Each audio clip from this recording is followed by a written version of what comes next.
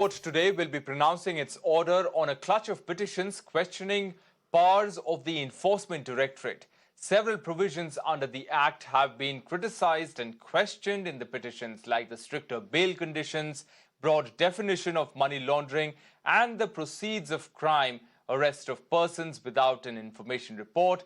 These are some of the issues that have been raised in those petitions. Prominent names like Kapil Sibal, MP Karti Chidambaram are among the petitioners in this case. However, the centre has defended the Act, saying that the Act is in tune with the international standards.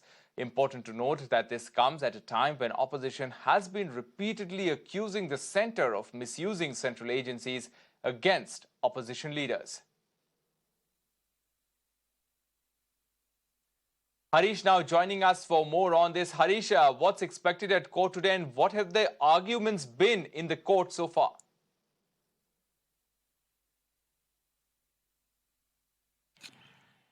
Yes, good morning. That's right. Very important judgment set to come from the Supreme Court from the bench led by Justice A.M. Khanvilkar at 10:30. Remember, there's around 241 petitions challenging the constitutional validity of several provisions of the Prevention of Money Laundering Act, which have been called as tough, stringent and draconian. In fact, among the top politicians, only Anil Deshmukh, his son Rishikesh Deshmukh, and then Karti Chidambaram and Mehbooba Mufti are among the petitioners. The interpretation on the judgment of the Supreme Court will have impact on the present PMLA cases being tried against several other politicians also, like Farooq Abdullah, Abhishek Banerjee, and several others facing trial and arrest under the PMLA. And as you rightly said, the petitioners have challenged several rules and provisions relating to the arrest, search, seizures and confession, and very stringent provisions for grant of bail as unconstitutional, arbitrary, irrational and violative of principle of natural justice and right to fair trial and right against self-incrimination. And as you rightly said, some of the provisions which have been questioned are the way ED officers arrest without giving a copy of the ECIR, that is the Enforcement Complaint Information Report, which is like the FIR. Then the way the statement or confession before ED official is being admissible as evidence, just as if they have been given police powers.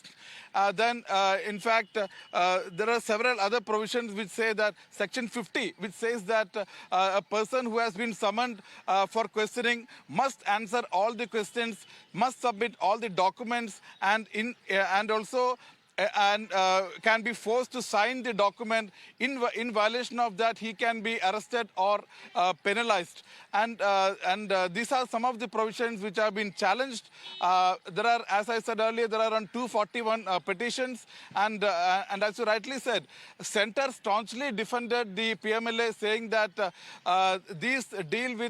these are sophisticated cases which have jeopardized the economic stability and sovereignty of the country. Therefore, wide powers need to be given to the ED officials, and the centre also, through Solicitor General Tushar Mehta, argued that just because there is a deviation from the CRPC and from provisions, it does not mean that the act is illegal or arbitrary. Only thing to be seen is whether this PMLA is in conformity with the Constitution.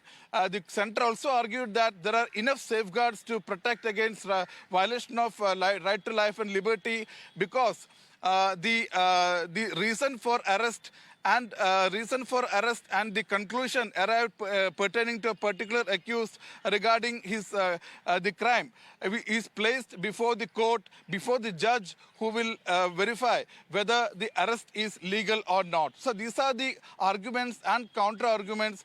Now we'll have to wait for what will be the stand of the Supreme Court vis-a-vis the constitutionality of several provisions of the PMLA, and the verdict will be out at 10:30 a.m. Back to you. All right, Harish, thanks very much for joining us with those details. We'll come back to you at 10:30 when that verdict is out.